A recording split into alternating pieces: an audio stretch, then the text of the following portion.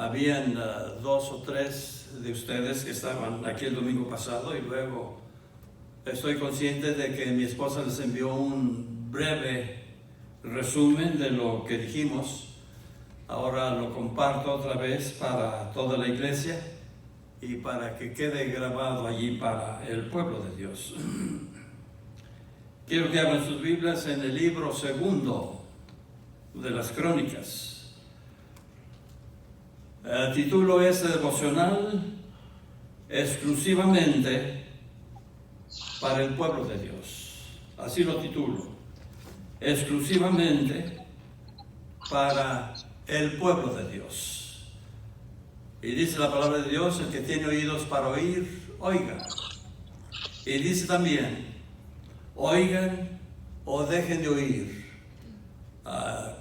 Impartimos la palabra de Dios. Les leo primeramente un pasaje del apóstol Pedro, libro 1 de Pedro, y luego vamos a 2 de Crónicas, capítulo 7. En el libro 1 de Pedro, su capítulo 2, versículo 9: mas vosotros sois linaje escogido, real sacerdocio, nación santa, pueblo adquirido por Dios, para que anunciéis las virtudes de aquel que os llamó de las tinieblas a su luz admirable. 10. Vosotros que en otro tiempo no erais pueblo, pero que ahora sois pueblo de Dios, que en otro tiempo no habíais alcanzado misericordia, pero que ahora habéis alcanzado misericordia. 11. Amados, yo os ruego como extranjeros y peregrinos, que os abstengáis de los deseos carnales que combaten contra el alma. Nos vamos al libro 2 de Crónicas y vamos a hacer un resumen, hermanos, por favor, de un versículo que conocemos perfectamente, lo conocemos de memoria. Me refiero al versículo 7 del capítulo 14. Si se humillare mi pueblo, sobre el cual mi nombre es invocado. Estoy en la 2 de Crónicas, hermanos, capítulo 7 y versículo 14. Si se humillare mi pueblo, sobre el cual mi nombre es invocado, y oraren y buscaren mi rostro y se convirtieren de sus malos caminos, entonces yo iré desde los cielos y perdonaré sus pecados y sanaré su tierra. Versículo 15. Ahora estarán abiertos mis ojos y atentos mis oídos a la oración en este lugar. ¿A qué me refiero con la pequeña frase exclusivamente para el pueblo de Dios? Quiero que lean otra vez el versículo 7. Si se humillare, y no tener ese adjetivo posesivo, mi pueblo. Si se humillare, mi pueblo, sobre el cual mi nombre es invocado. Si se humillaren aquellos que invocan mi nombre y que se denominan por mi nombre. Así que hacemos esa aclaración desde el mero principio. Con ese versículo Dios no está prometiendo bendecir a todo mundo. Está prometiendo bendecir exclusivamente al pueblo de Israel. Ni está sugiriendo que todo el mundo se convierta y que todo el mundo ore y que todo el mundo busque su rostro. No está prometiendo eso. Está hablando de su pueblo. Si se humilla a mi pueblo y ora a mi pueblo y busca mi rostro mi pueblo y se convierte de sus malos caminos mi pueblo. Entonces, y no será hasta entonces. Allí hay un sí condicional, lo notan. Si se humillare mi pueblo, allí va la condición. Quiero que vayan al capítulo 6 y luego volvemos aquí al versículo que acabamos de leer, en el capítulo 7. En el capítulo 6 se termina el templo de Jerusalén, el templo de Salomón. Y Salomón hace una oración de dedicación de ese templo, una estructura, maravillosa estructura, hermanos, pero no muy grande. Lo venía diciendo Salomón: tú eres un Dios grande y te vamos a hacer una casa grande. Pero realmente no le hizo una casa grande en términos arquitectónicos de nuestra cultura hoy día. ¿Saben cuánto medía el templo de Salomón, hermanos? Medía 9 metros de anchura. Eso es como 28 pies. Aquí nosotros tenemos 50 pies. De pared a pared tenemos 50 pies. Vayan formándose el cuadro. El templo de Salomón tenía 28 pies de anchura y tenía 84 pies de longitud, 27 metros. 84 pies de longitud. ¿Saben cuánto mide nuestra estructura aquí?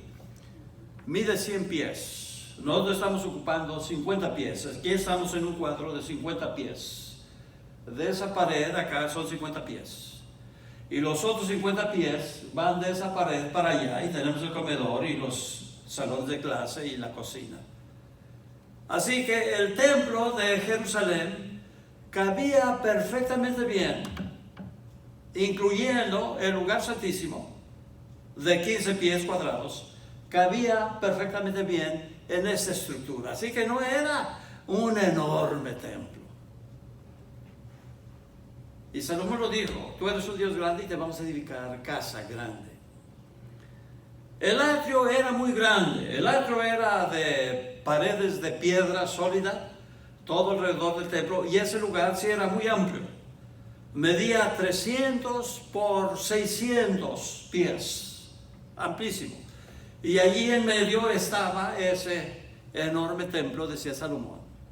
Ese edificio pequeño en comparación con los templos, las estructuras que tenemos hoy día. Sin embargo, en ese templo, hermanos, utilizaron 34 toneladas de oro en el templo de Salomón. Y utilizaron 1.000.000 de libras de plata limpia. ¿Qué haríamos nosotros para decorar ese edificio con 34 toneladas de oro? Ay, me olvidé decirles que esa estructura de 29 pies de anchura por 84 pies de longitud tenía como 40 pies de altura. Tenía 4 o 5 veces más alto que nuestro templo aquí. Así que sí, era muy alto, pero no era muy ancho, no era muy grande, no era muy largo. Y lo llamaban la gloria de Salomón. Ese es el lugar que está edificando Salomón. Dicen que costaría, contando todo el oro y la plata y el bronce, usaron bronce, pero sin medida. No pudieron contar la cantidad de bronce que usaron en el templo. Usaron bronce derretido muy grueso para todos los elementos de bronce, especialmente los altares. Había docenas de altares, además de un altar especial para los sacrificios. Así que esa es la estructura que está dedicando Salomón. En el capítulo 6 viene la oración de dedicación del templo. Y si ustedes se fijan, van a notar que como que Salomón está poniendo palabras en la boca de Dios. Porque le dice, versículo 18, estoy en el capítulo 6, mas es verdad que Dios habitará con el hombre en la tierra. He aquí los cielos de los cielos no te pueden contener, cuanto más esta pequeña casa, no dice pequeña, él la considera grande, que he edificado. Mas tú mirarás a la oración de tu siervo y su ruego, Jehová Dios mío, para oír el clamor, la oración con tu siervo que ora delante de ti. Versículo 20. Que tus ojos estén abiertos sobre esta casa día y noche. Sobre el lugar que dijiste, mi nombre estará allí. Que oigas la oración que tus siervos levantarán en este lugar. Y luego quiero que noten las veces que Salomón le dice a Dios, tú oirás desde este lugar a tu pueblo. En el versículo 22, si alguno pecare contra su prójimo, ahí viene el primer, tú oirás, versículo 23, tú oirás desde los cielos y actuarás y juzgarás a tus siervos. 24, si tu pueblo Israel fuere derrotado, fue a la guerra, fue derrotado. Versículo 25, vendrán a ti y tú oirás desde los cielos y perdonarás su pecado, pecado de tu pueblo. Versículo 26, si los cielos se cerraran y no hubiera lluvia, por haber pecado nosotros.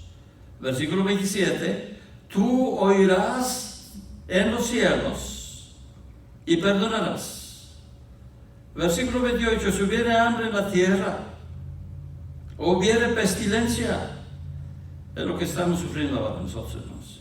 Si hubiera tizoncillo o añublo, langosta o pulgón, si los situaren tus enemigos en la tierra en donde moren, noten, tú oirás, versículo 30, tú oirás desde los cielos y auxiliarás a tu pueblo. Versículo 33, otra vez, tú oirás desde los cielos, el lugar de tu morada. Versículo 34, si tu pueblo saliere a la guerra, otra vez, y lo derrotaren, o derrotar a sus enemigos, versículo 35, tú oirás desde los cielos su oración y ruego, y ampararás su causa. Denle vuelta a la hoja y pasamos al versículo 39 otra vez. Tú oirás desde los cielos, desde el lugar de tu morada, oirás su oración. Ahora, les dije que esta dedicación era un acto muy suntuoso. Me asombra que Salomón ese día ofreció 22,000 bueyes en sacrificio. Quiero que piensen en eso. Estoy en el versículo 5 del capítulo 7, segundo de Crónicas. El rey ofreció 22,000 bueyes. Y luego noten, y ofreció también 120,000 ovejas. Quiero que visualicen ustedes un corral donde ponen 120,000 ovejas. Se lleva casi todo y de paz, ¿no? Meter 120,000 borregas y borregos en un corral. O meter 22,000 bueyes. Y eso es nada más lo que ofreció el rey Salomón. El pueblo también ofreció sacrificios ese día.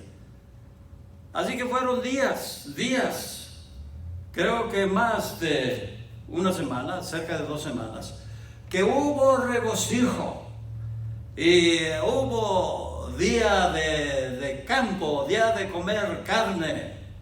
Todo el mundo tenía carne en abundancia porque eran muchísimos los sacrificios que estaban ofreciendo. Y luego Dios contesta la oración. Versículo 11. Terminó pues Salomón la casa de Jehová, la casa del rey, y todo lo que Salomón había propuesto en su corazón. Y apareció Jehová, estoy en el versículo 12, apareció Jehová a Salomón de noche y le dijo: yo he oído tu oración y he elegido para mí ese lugar por casa de sacrificio. Ahora noten lo que Dios dice, como que Salomón puso en la boca de Dios las palabras previas. Dice Dios: si yo cerrare los cielos para que no haya lluvia. 1. Y 2. Si mandare la langosta que consuma la tierra.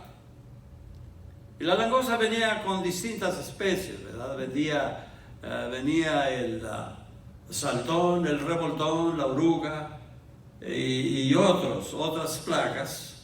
Dice: si yo enviare la langosta para que consuma la tierra. Y luego dice: si enviare pestilencia a mi pueblo, estoy en el versículo 13. Si enviare pestilencia a mi pueblo. Ahí está. Menciona esas 3 cosas. Si yo impidiere que haya lluvia y enviare langosta que destruya las poquitas cosechas que tengan, y luego encima de todo eso yo enviaré pestilencia, enviaré el COVID-19. Es lo que estamos viviendo, hermanos, una pestilencia. Y algo que todavía no definimos claramente es si es una pestilencia que Dios envió deliberadamente, o si es una pestilencia que el diablo, a través de hombres inicuos, programó y que Dios la permitió. Porque cualquiera que sea la situación, Dios está encima de esto que estamos viviendo. No se les olvide eso, hermanos. Dios tiene los controles de esta situación. Él es soberano, Señor, encima de todo. Y lo que está pasando, de lo que sí podemos estar seguros, es que el pueblo que no es pueblo de Dios está asustado y no entiende y nunca van a entender. Pero nosotros que somos el pueblo de Dios, se supone que debemos tener más recursos para pensar en lo que Dios está haciendo, quizás para darle una lección a lo que Él llama mi pueblo. Así que, para principio de cosas, Dios no está pensando en que todo mundo, los 7,000 millones de habitantes que poblan el mundo, se arrepientan y se humillen y que oren y que se conviertan de sus malos caminos. Dios no está esperando eso, hermanos. Pero sí está esperando que el pueblo por quien su nombre es invocado y el nombre que su pueblo invoca, que ese pueblo que lleva su nombre, ese pueblo que en un tiempo no era pueblo de Dios, pero que ahora es pueblo de Dios, ese pueblo que no había alcanzado misericordia en un tiempo, pero que ahora ha alcanzado misericordia, Dios espera que ese pueblo haga 4 cosas: humillación, oración, comunión con Dios y conversión. Si se humillare mi pueblo, humillación, y oraren, oración, y buscaren mi rostro, comunión con Dios, y se convirtieren de sus malos caminos, conversión. Ahí están los 4 elementos que Dios menciona aquí en esta contingencia, de que Él espera que haya humillación, que haya oración, que haya comunión con Él y que haya conversión. ¿Qué significa eso? Humillación, que seamos humildes, hermanos. Dios espera que su pueblo, el pueblo de Dios, sea un pueblo humilde, que se humille delante de Dios. Y lo cierto del caso es que quizás podemos decir que si estamos buscando en estos tiempos difíciles la presencia de Dios, la comunión con Dios, si estamos buscando, dice el presidente Trump que quiere que las iglesias se abran. Dice porque queremos que se hagan oraciones en los templos. Pues estamos haciendo muchas oraciones. Yo diría que el pueblo de Dios está orando más ahora que nunca. Estamos orando en las casas, todo el mundo. En vez de ofrecer 2 o 3 oraciones aquí en el templo, estamos ofreciendo docenas de oraciones en nuestras casas. Porque tenemos esas familias que en ese momento acaban de tomar la sed del Señor y sin duda alguna están orando continuamente, hermanos.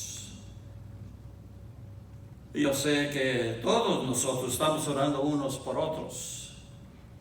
Yo todas las noches repaso todas las familias de la iglesia, todas, una por una, la pongo en las manos de Dios. Todas las noches estoy rogando por cada una de las familias aquí de nuestra congregación, y aún por aquellas que no son, aquellos que no son familias, que son asistentes o que son miembros aquí de la congregación. Estamos orando por ellos. ¿Qué significa el humillarnos delante de Dios? Tengo 2 o 3 ilustraciones, puedo compartir cuando menos un par de ellas. Aquí en el mismo libro de Crónicas, quiero que vayan al capítulo 26, le dan vuelta ya a sus hojas unos 19 capítulos, y van a encontrar al rey Uzías. El rey Uzías, poderosísimo. Segundo de Crónicas 26. Y quiero que noten, entre otras cosas, en el versículo 14, y Uzías preparó para todo su ejército, enorme ejército que tenía Uzías, lanzas y yelmos, coseletes, arcos y ondas para tirar piedras. Tuvo Uzías un ejército, versículo 11, bajo al 11, de guerreros, los cuales salían a la guerra en sus divisiones, bajo sus jefes. Estoy buscando el número de guerreros que tenía Uzías, y era un grandísimo ejército. Bueno, volvemos acá al 15. E hizo en Jerusalén máquinas inventadas por ingenieros para que estuviesen en las torres y en los baluartes, para arrojar saetas y grandes piedras. Yo quisiera ver una de esas máquinas que inventó Uzías por medio de sus ingenieros. Ahora, quiero que noten la última parte del versículo 15. Y su fama se extendió lejos, porque fue ayudado maravillosamente. ¿Por quién? Por Dios. Fue ayudado maravillosamente hasta hacerse poderoso. mientras se consideró débil, humilde, fue ayudado por Dios. Cuando se le subieron los humos y le subió la soberbia, entonces dejó de ser ayudado por Dios, perdió su humillación, perdió su humildad. Y luego dice, lo quiso, mas cuando ya era fuerte, versículo 16, su corazón se enalteció para su propia ruina, porque se rebeló contra Jehová su Dios, entrando en el templo de Jehová para quemar incienso en el altar del incienso. Y luego entraron tras él los sacerdotes, Azarías, y otros 80 sacerdotes, y lo confrontaron, le dijeron, rey Usías, ¿no eres tú el indicado para ofrecer incienso? Y tenía un incensario en su mano y se enojó tanto, porque esos sacerdotes lo reprendieron, que en su coraje le salió la lepra en su cara. Y murió leproso. Lo separaron como un hombre inmundo, separado. ¿Por qué? Pensamos, ¿por qué un hombre que fue ayudado tan maravillosamente por Dios viene a caer en esa condición? Porque se ensoberbeció, hermanos.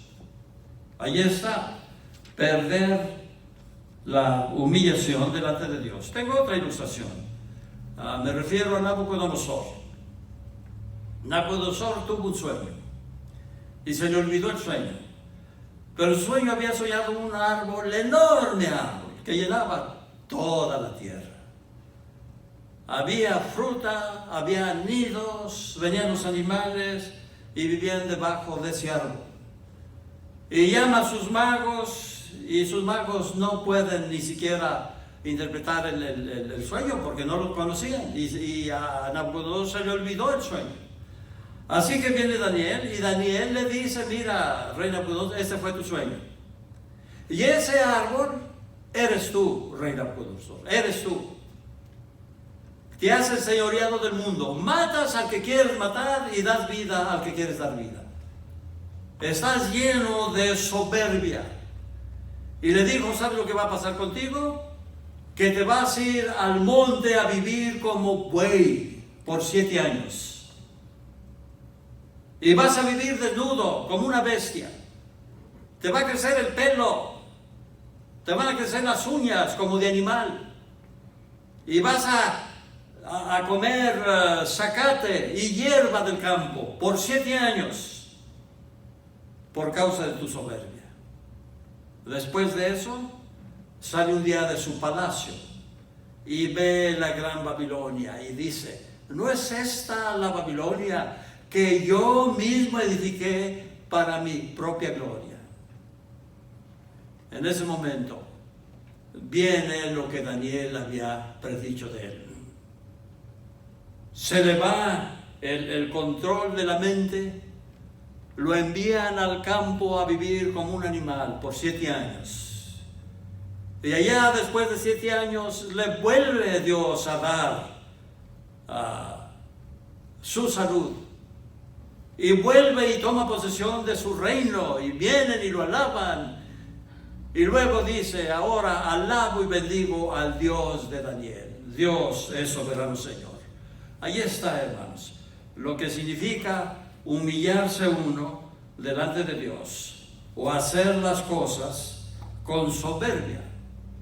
Viene a mi mente también el rey David. ¿Se acuerdan de David cuando censó al pueblo de Dios? Y dice claramente la palabra de Dios, Satanás lo incitó a que hiciera ese censo. Y viene Joab y David le da la orden, quiero censar a Israel. Y Joab le dice, ¿para qué, señor rey? ¿Pero cómo? ¿Para qué? Por favor. El Señor le añada 100 veces más pueblo de lo que tiene ahora. ¿Pero para qué se complace en hacer eso? Y dijo David, quiero que censes al pueblo. Y censó al pueblo, y eso desagradó a Dios. Se llenó de soberbia David. Soy soberano. Quiero saber qué tan poderoso soy. Quiero saber cuántos soldados tengo en mis ejércitos. Quiero saber todo lo relacionado con la gente de mi reino. Y viene Jehová y habla con él, le dice, te doy a escoger 3 cosas. Dice, ¿quieres que te entregue en manos de tus enemigos por 3 meses? ¿O quieres que envíe pestilencia por 3 días? Y no sé, se me fue la otra. Y David dice, quiero estar en tus manos, Señor.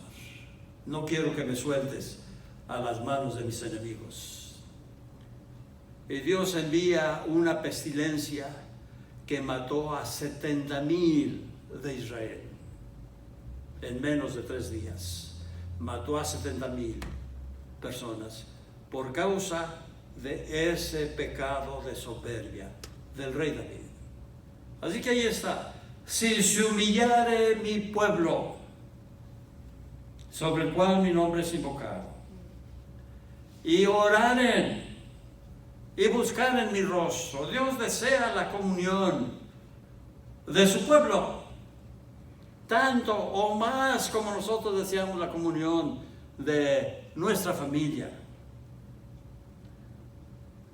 Mis hijos se nos retiraron por un tiempecito de casa, y cómo echaba yo de menos a mi familia. Deseaba a mis nietecitos, a mis nietas. Y ya están otra vez de regreso en casa. Estamos encomendados a la mano de Dios. Eso es todo. Así que ahí está. Ese sí condicional, si se humillare mi pueblo, sobre el cual mi nombre es invocado, y oraren y buscaren mi rostro, y se convirtieren, arrepentidos y convertidos, dijo el apóstol, para que sean borrados vuestros pecados, pues que vendrán tiempos de refrigerio de la